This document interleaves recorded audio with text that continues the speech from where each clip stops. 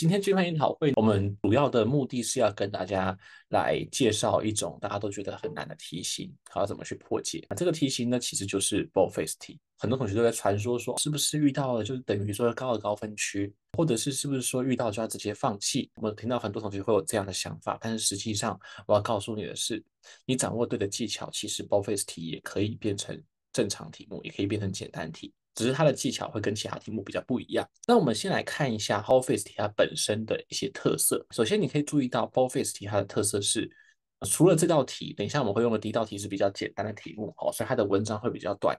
哦，像这个你看文章就比较像是一般的 CR 的文章，大概就是4行字嘛，大概就是80个字左右。但是实际上绝大部分的 Ballface 题，它的文章都会比正常的 CR 稍长。都会大概是 CR 的1.5倍到2倍。好，因为大部分的 Ballface 题都不会是只有一种态度，会有2种态度。好，所以它会比正常的 CR 的文章长到，比如说正常如果是80到100字，它会大概到120个字，甚至到140个字左右。那当文章长的情况下，对于很多母语不是英文的考生，或者是阅读速度偏慢、阅读的耐力偏弱的考生来讲，Ballface 题对他来说就是一个压力了。所以大家会有对 Ballface 题难的错觉，是因为这个关系。那另外一个特色就是 Ballface 题，它的5个选项给你的不是一般的故事，不是说像其他题目说削弱我找一个选项，有一个新的事实，有一个新的描述，能够让我去削弱文章就可以了，或者是什么我今天找一个解释就行了，不是 Ballface 题它是要走抽象逻辑。也就是说，它的5个选项里面会有很多的抽象名词，这些名词都是跟逻辑术语有关系的。但如果对逻辑没有正常训练的同学，他不知道什么是结论，不知道什么是premise，或者甚至说不知道什么是 counter evidence，或者是什么 judgment basis 这些抽象的名词，他不够熟悉，那 Ballface 题也很容易无法判断。这是第二个。所以刚刚讲这2个是难点，一个是文章长，有很多个态度，另外一个是选项里面有很多抽象词语。但是 Ballface 题也有它容易破解的地方，是什么地方呢？就是它的5个选项不会是完全不同的5个句子往往都会有一部分是相同的，那就方便我们去做分类。因为你如果做 CR 题、做 RC 题，5个选项你很难去做分类，说这个选项长得很像，那个选项长得很像，不可能，每个选项都是一个独立的句子。但是 Ballface 题我们是可以去帮选项去做分类，去比较出它们的不同点。那找到这个不同点之后，就方便我们回去文章去判断。所以 Ballface 的2个劣势分别是文字多以及抽象术语多。好，它的优势是什么呢？对我们来说，优势就是5个选项其实是很相像的。那我们来看做这种题型真的需要掌握的5种原则，好不好？我们现在回来到这份这个讲义的第1页。那这个讲义的答案呢？各位，我们先来看5个原则。第一个原则，正常的同学可能会选择去先看文章，不管你是选择先把文章全部读完，然后呢再去看选项，或者是你有些同学会选择说，他先看这2个粗体字中间有没有什么转折的语气，去判断这2个粗体字到底是正向的、同向的还是反向的，你都可以自由选择。就是我们今天讲的解题流程，并没有要否定别人的解题流程的意思，就是如果你原本用就是顺着看下去，看完文章再来去做决定也可以。如果你原本是用先看2个粗体字，了解它的正反向关系，再去看选项去判断也可以。但我们今天给你第3种思路是什么？你完完全全不用先去看文章，都不用先去看文章，你先看选项。那看选项的重点是什么呢？看选项的重点叫做你先去比对选项之间的差异。因为我们刚好讲到一个重点，叫做 Ballface 题的5个选项不是5个完全不同的句子，它都会有一定的格式，去比对选项之间的差异，然后再根据那个差异回去文章去看，到底文章里的粗体字是符合哪一个。所以你是先看到选项的差异，再回去文章去找，这样的心里面才会比较有那个判断的基准，而不是说你看文章的时候根本不知道他要考什么，结果进选项再回来重新看一次文章，这样就等于多跑一趟。那你说差异要看什么东西呢？要看的是，我们 Ballface 题会有2种，会有它的结构会是这样子，它会有2个部分嘛，它会说第一个 Ballface 就是 first part is，然后呢 second part is 的，那它后面这边的结构都会是用什么？都会是用一个名词搭上一组修饰语。比如说，第一部分是一个结论，用来干嘛干嘛的结论；比如说，第2部分是一个 premise，用来干嘛干嘛的 premise。Office 的选项都会长这样。那我们在比较两个选项的差异的时候，我们先不要去管这个修饰语，我们先管这个主要的核心名词就可以了。这个我们叫核心名词，先看核心名词，因为核心名词字数少，比较好辨认它的差别。那 modifier 里面有些时候会转来转去，它会一下子支持你的反对，一下反对一个支持，一下子是结论削弱的论点，你要回来去支持一次，或者是结论支持的论点你要回来反对。那 modifier 它的态度会变来变去，会正啊反啊这样翻来翻去。所以你如果先看 modifier，就会让你的心里面会变得更乱。但是呢，核心名词相对简单，就是直接讲那个资讯的本身的性质，它到底是结论还是证据，还是说它是什么背后的理由，所以这个相对好判断。好，所以对比较差异的时候，先关注核心名词。第四个，先关注这个资讯是主观还是客观的资讯，再去想这个资讯的态度到底是正向还是反向。为什么？因为主观还是客观，我们其实是可以直接从那个粗体字本身看得出来。比如说，他用的是事实陈述的语气，他用的是简单式，那就是讲客观事实。那如果他今天用的是推测语气，比如说 somebody should，比如说 something will，那就是代表不一定是事实，他只是对未来做的一个推测，他只是对应该怎么样做的一个推测，那就是所谓的主观。所以这个是单看那个句子就可以看出来的。但是如果是讲态度是支持还是反对呢？你看那个句子不一定看得出来，你必须要看那个句子的前后文去看它跟结论的关系到底是它是用 because 当做是一个因果关系，还是它是用一个 however 当做是一个反向关系。所以这个会需要牵涉到它跟粗体字以外的关系，那就会比较复杂。所以我们一定是先 focus 在这个句子本身到底是主还客观，再来才会是去看它跟别的句子的关系。第五个是什么？就是如果你发现这个差异是很明确的，你可以判断的，你就判断；如果你发现这个差异好像是文章里面那个资讯两个都说得通的，就是不明确的，你就先跳过哦。我们要趋吉避凶。那我现在重新整理一次这五个原则哦。第一个原则，先看选项，再看文章。第二个原则，看选项的时候呢，去比较两个选项之间的差异，再回去文章，根据差异来判断再回去文章判断是哪一种。第三个差异要注意什么？先注意核心名词的差异，再去注意修饰语的差异。第四个，先注意主客观的差异，再去注意态度的差异。第五个，这个差异如果非常明确，你觉得可以用文章的资讯来判断，你就直接判断。如果你觉得不太明确，好像两个都说得通，你就先跳过，绕过去，没有关系。用这样的方式来逐步排除，直到剩下最后一个选项。虽然我知道这边的听懂可能只是有点纸上谈兵的听懂，那不一定是真正的听懂，因为我们还没有拿实际上的题目来练习，对吧？好，但我今天帮大家准备了4道题目，我们就要一个个来示范给大家看。这个是我们刚刚所讲的这4个哦，我都帮你把它打成了注解。那等一下大家可以去看，那我刚刚已经把它都讲完了。来，各位，我们现在来看一下第一道题目。首先呢，我知道你以前的做题习惯，你有可能是先把文章全部都看清楚之后再去做题。那你也有可能是先看这两个粗体字中间有没有什么就是转折字，好，到底它是逻辑正向的还是反向的再去做题。但是我现在邀请你跟我一起用第三种做题方式。我们先不要去看，就是文章，我们先看选项。好，那你可以看到选项对不对？好，它这个结构都是一样，都是 the first is something。有没有发现？这是我们刚刚讲的嘛？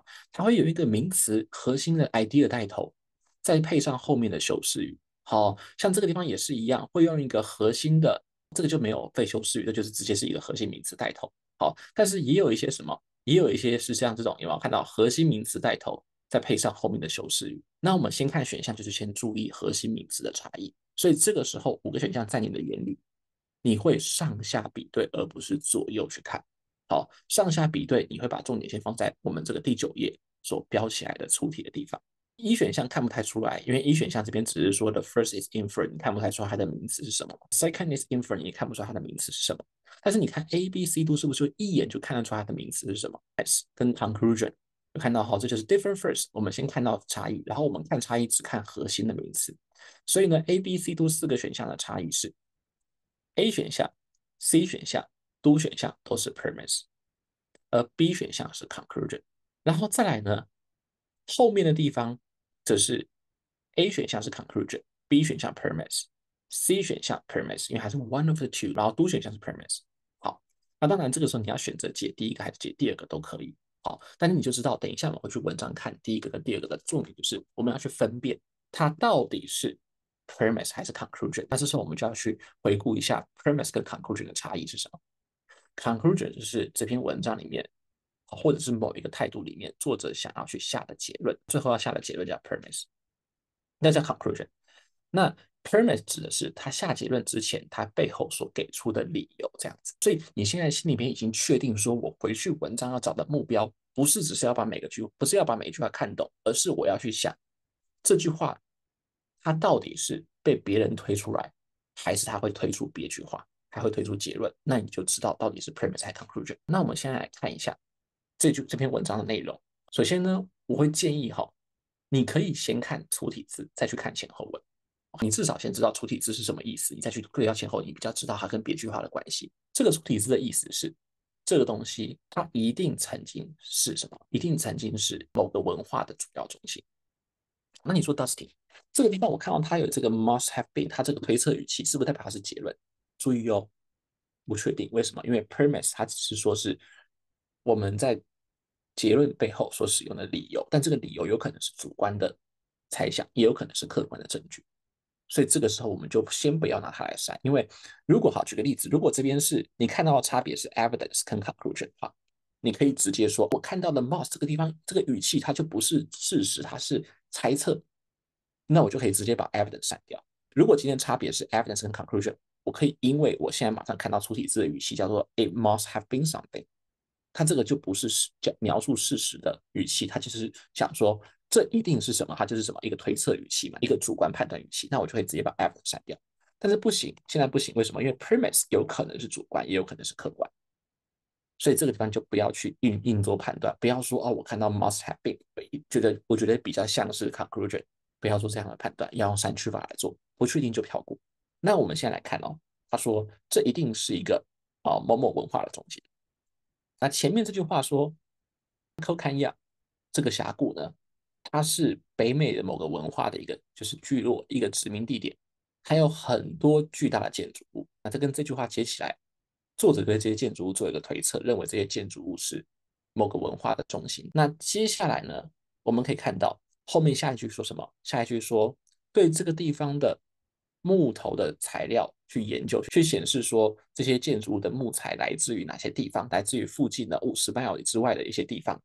那接下来呢，最后一句话说什么？最后一句话说，只有重要的文化中心才有可能有组织能力去把木材运过来。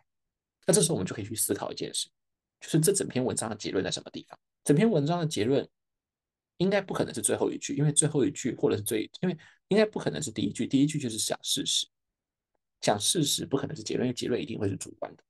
结论是我们要证明一件事情，讲事实不会是结论。再来，第二句话有没有可能是结论？也有可能是结论，因为它就是一个推测，他认为这可能是中心嘛。第三句话会不会是结论？绝对不会是结论，因为第三句话就在讲的是事实，它就是说木材就是显示就是从远方运过来的。那第四句话有没有可能是结论？有可能，因为可以看到这句话它本身的语气是什么？它本身的语气会是叫做猜测的语气。那现在问题来了，这两个好像都是猜测的语气，那我们就可以很直观的判断它的内容到底是用它是中心来推测它来自远方，还是用因为木材来自远方推测它应该是中心。所以按照这个逻辑来看的话，你会发现这篇文章的逻辑应该是说，因为你木材来自远方，而且你要有动员力才能去运，所以这个地方一定很重要。所以逻辑上应该是用这句话推出这句结论。所以在逻辑上来看，这句话本身不会是去推得别句话，而是别句话最后推到它。那我们就可以根据这个点把 premise 删掉，把那个就是 premise 删掉，这个地方删掉，然后把这个地方也删掉。好，因为我们确定这句话应该不是做别人的 premise，应该是被推的 conclusion。那现在剩下 B 跟 E 这两个选项，那我们来看一下，这两就很难比较了，所以我们要仔细看内容。一选项说，第一个部分是根据文章的其他句话推过来的，有没有符合呢？有符合，因为我们刚刚看到其他两句话，就是说木材来自很远的地方，跟有动员力、有重要的组织能力，好，只有有中心的组织能力才能够去把木材运过来。这两句话的确是推到这一句话没错，所以这个地方我们觉得逻辑上也通，可以分辨。但是最后这个地方呢，来我们看一下 B 选项说第二部分是 premise，O 不 OK？OK，因为我们刚刚的确知道这句话是推导这句话嘛，这句话是结论，这句话是 premise。但是呢，这个说 the second is inferred from the first，他说第二句话是从第一句话推出来的，这个逻辑上 OK 吗？就不 OK 了。为什么？因为我们刚刚知道应该是这句话当理由推出这句话的结论，所以推论方向应该是这边当理由，然后往这个方向推，是第二句话推出第一句话。但是呢，E 选项去跟你讲是第一句话推出第二句话，第二句话是从第一句话推出来，所以这个地方逻辑上就错了。所以最后这道题我们答案会选择的是 B 选项。所以你可以看到，我们做题的方式哈，其实是说，我们先观察到底选项与选项之间的差别是什么。像这个地方选项与选项之间的差别是 premise 跟 conclusion，那我们回去文章看的时候，我们就不会去想什么哦谁支持谁反，我们就只会去专心想一件事，就是这句话跟结论之间的关系到底是它是结论还是它推出了别的结论。这种时候你回去文章，你也不会去乱想说我要看到 however，你也不会去乱想说我要看到什么，就是别人的态度。你心里面非常清楚，你要找的就是它跟结论之间的关系，还是它就是结论。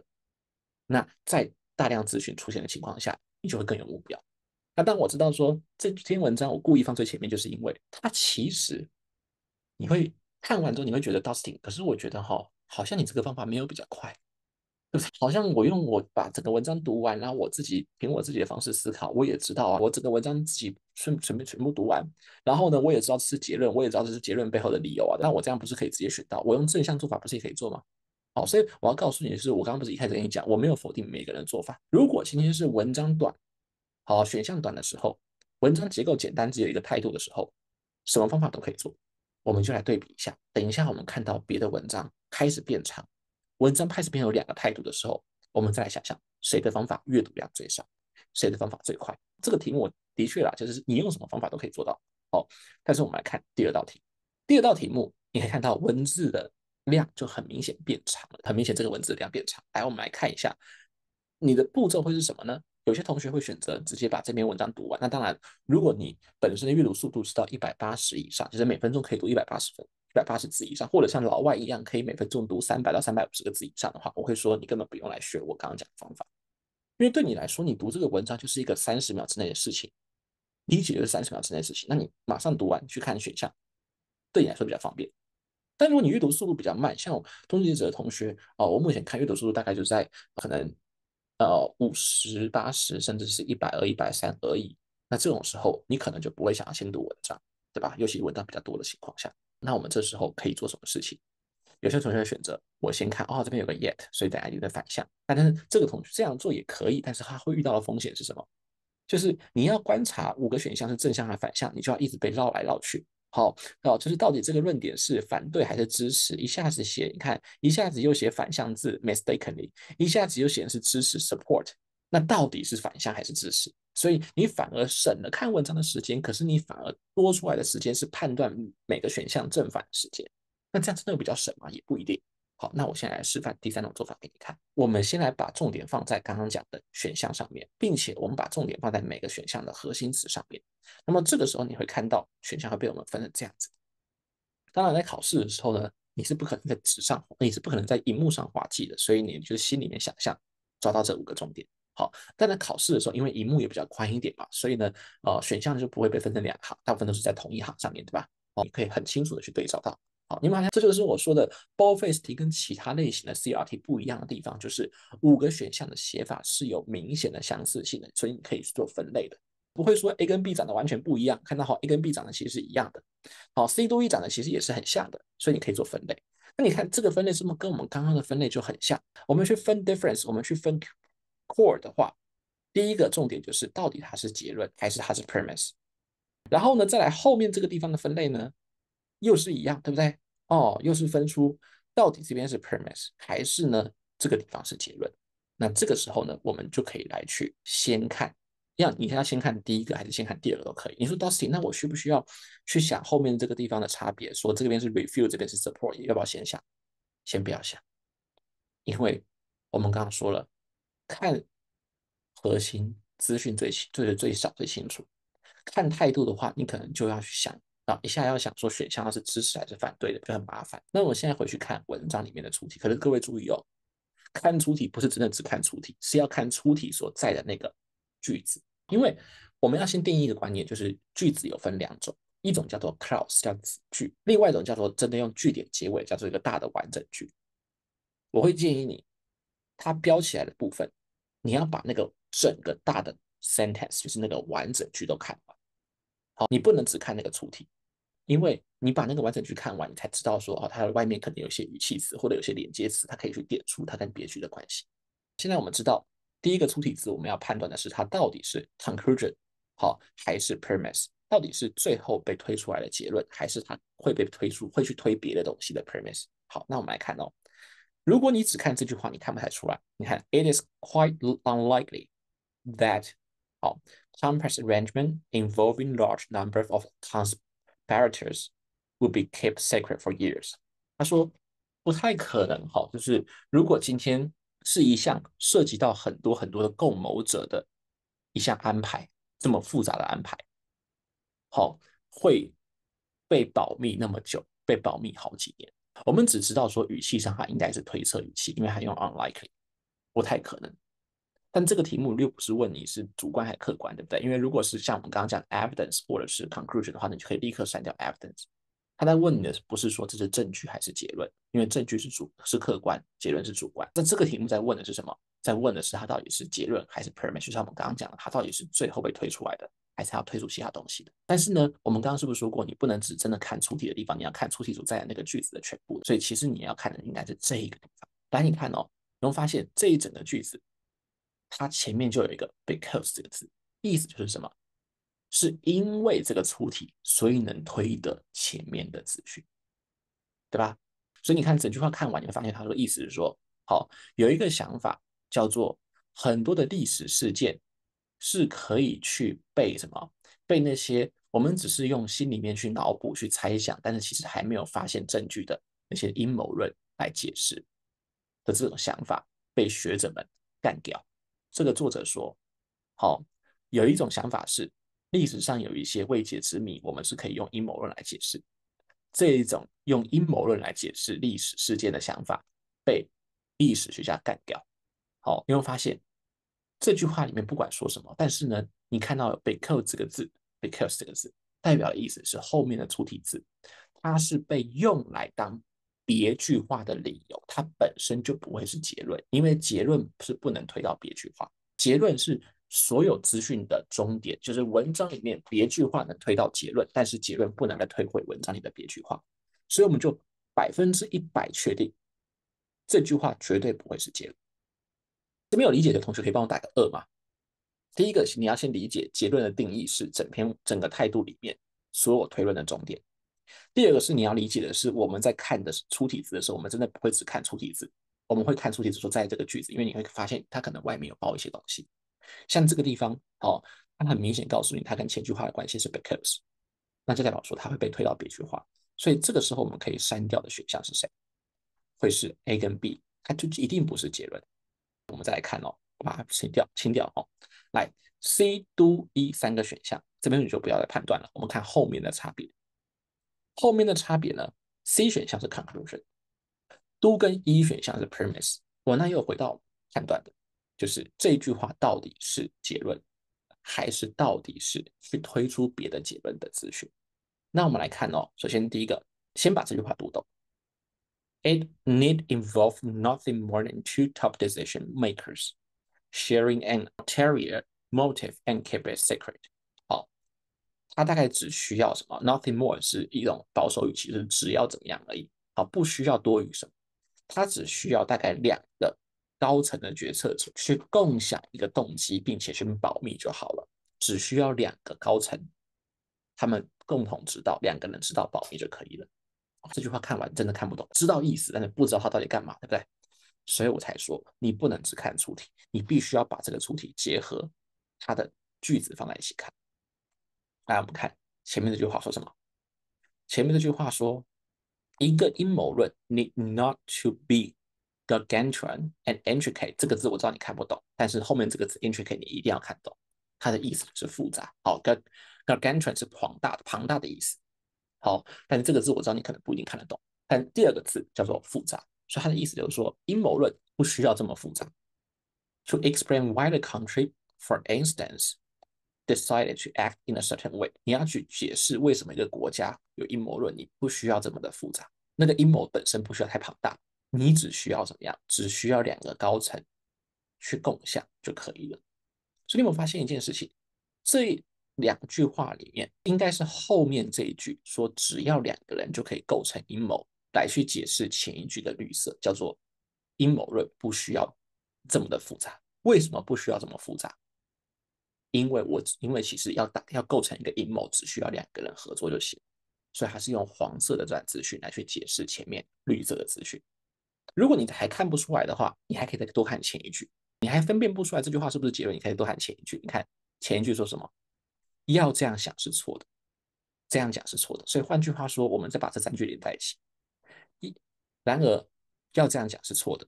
一个阴谋论其实不需要特别的庞大、特别的复杂才能去构成，其实只需要两个高层绑在一起就可以成为一个阴谋。你有没有发现，如果是从这三句绑起来这样看的话，这个黄色的部分它本身绝对不会是结论，因为这个黄色的部分是在去讲阴谋不需要这么多人知道，只需要两个人知道，不需要这么复杂。用这两句话来去证明前面这样想是错的，对不对？来去证明最后这句话。所以真正的逻辑其实应该是用这两句话去解释前面这句话，为什么你刚刚前面这样想是错的。所以这个时候呢，我们就知道 C 选项说最后一句话的 conclusion 它也不会跟。那现在呢，我们把 A 跟 B 跟 C 这三个选项都删了，我们剩下 do 跟 E 这两个选项。那这个时候我们就会进入到 modify。那我们可以看到 modify 就会比较麻烦了，因为你看它的字就会比较多一点。那我们来看 do 跟 E 这两个选项的差别。第一个差别是上下对比 use 跟 thought， 就是第一个是一个 premise， 这个 premise 是这个作者他认为什么？他认为这个 premise 被错误的用来去支持某一个结论。然后第二个也是什么？是这个 premise 是这个作者他认为是被错误的拿来去干嘛？错误的认为去支持一个结论。其实这两个好像逻辑上没有差太多。错误的被拿来支持，跟错误的被认为是支持，其实好像差不多。所以像这种就是我刚刚所谓的不确定的、模糊的，你觉得差不多的就先排除，就先避开它，不要去管它。那重点是第二个都跟一这两个选项的区别。都选项说第二部分是一个前提，一个 premise，它是用来去支持作者的想法。好，作者的 contention 是指意图、想法的意思。这个 columnist 这个专栏作家是这个整篇文章的作者。再来，一选项说什么？说第二个部分是一个 premise，是这位作者认为可以去支持那个 conclusion 的。来注意哦，当你在 boldface 题的选项里面看到 that 或者是 this 的时候，它指的是谁？它指的是同一个句子里面前半部所点知道的 conclusion，不一定是作者的 conclusion，它指的是前面所提到的 conclusion。所以换句话说，我们来看哦，是这个作者认为第二个部分的 premise 能够去支持那个 conclusion。那这个句子的 conclusion 是什么呢？前面讲到的 conclusion 是什么？support a given conclusion，而且是什么？而且是 columnist 认为是错的，所以就是反向的，就是作者认为是错的结论，作者认为第二个出题去支持了那个错的结论。嘿，看到后这个地方前面这个 conclusion 作者认为是错误的，mistakenly thought to support，然后再来后面作者认为第二个部分是这个资讯去支持作者认为是错误的结论，所以这个就是反向，作者反向。但是前面这个读选项呢，是直接去支持了作者的想法，所以是跟作者同向。OK，所以读选项跟作者同向。那现在问题就来了，到底第二个部分它支持的是跟作者同向，还是跟作者反向？那你可以看到，我们刚回去看有没有发现，这句话跟这句话绑在一起，它都是要去支持谁？都是要去支持这一句话，对不对？作者说你前面讲的是错的，为什么是错的？因为阴谋论不需要特别的复杂，不需要特别的庞大，阴谋论只需要两个高层合力进行就可以了。所以你刚刚讲的是错的。所以我们确定这一句话的资讯是用来支持作者在绿色这边所下的态度，所以它跟作者的方向是同向，所以这道题我们会删掉一选项，答案会是读选项。所以你看，为什么我们说 modifier 要比较后面，是因为 modifier 它本身就是会需要去横跨资讯去看它跟哪一个态度的关系。还有就是 modifier， 你看这个修饰语本身就比较复杂，你不但要搞清楚这个选项叫 that conclusion， 你还要去搞清楚是要支持它，你还要搞清楚这个 that conclusion 指的是哪一个 conclusion， 你还要去看句子前面的地方，就很复杂。所以我们才会说，先判断核心，再去判断修饰语，好，会比较符合时间效率。那你说 Dustin， 哦，我能感觉出来，这个做题流程的确是就是用对比的方式，的确是用对比的方式来去找到差别。可是问题是，我发现我在做，看你刚刚这个解题流程过程当中，有两个东西我确定自己能不能做好。第一个是对于这些句子关系的分析，我不确定自己能不能做好，对不对？因为刚刚 Dustin 在看到选项对比，我都觉得我还跟得上，但是对比完之后呢，回去看那个这句话到底在逻辑上是跟哪一句话建立起关系，我觉得我跟不上，这是一种可能。第二种可能是你看到选项的时候，到底 conclusion 是什么意思？到底 premise 是什么意思？